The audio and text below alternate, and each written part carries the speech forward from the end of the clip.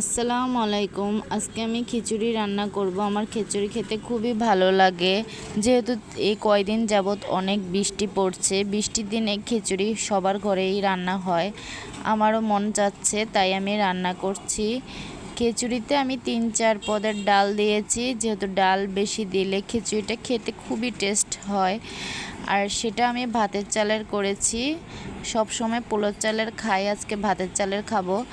তার সাথে আছে আমার গরুর গোস্তটা আমি ভালো করে কষিয়ে নিলাম।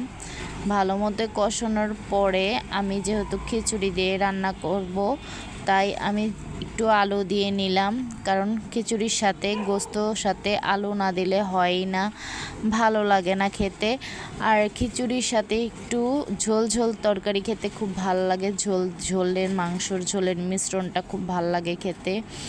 তাই আমি ভালো মতো একটু গরুর গোস্ত আলু আটা কষিয়ে নিলাম। আগে গরুর গোস্তটা কষিয়ে তারপরে আলুটা দিয়ে দিলাম, তারপর আমি কিছু পানি দিয়ে ঝোল করব। আর তাছাড়া খিচুড়ির সাথে আরেকটা জিনিস না হলে একদমই হয় না, সেটা সবারই পছন্দ, সেটা দেখলে জিভে জল এসে পড়ে। তা হয়েছে শুটকি ভর্তা। শুটকি ভর্তাটা খুবই গরম ছিল, তাই আমি এক হাতে মোবাইল দিয়ে ভিডিও করছি, এক হাত দিয়ে বাটতেছি। এখন আমি আর দেখাতে পারবো না, যেহেতু আমার এটা বাটতে হবে। খুবই টেস্ট হয়েছে শুটকি ভর্তাটা, গ্রানও বের হয়েছে, সাথে আছে গরুর কলিজা। এই যে আমার শুটকি ভর্তার চেহারাটা দেখো কি সুন্দর হয়েছে, খেতেও খুব টেস্টি ছিল।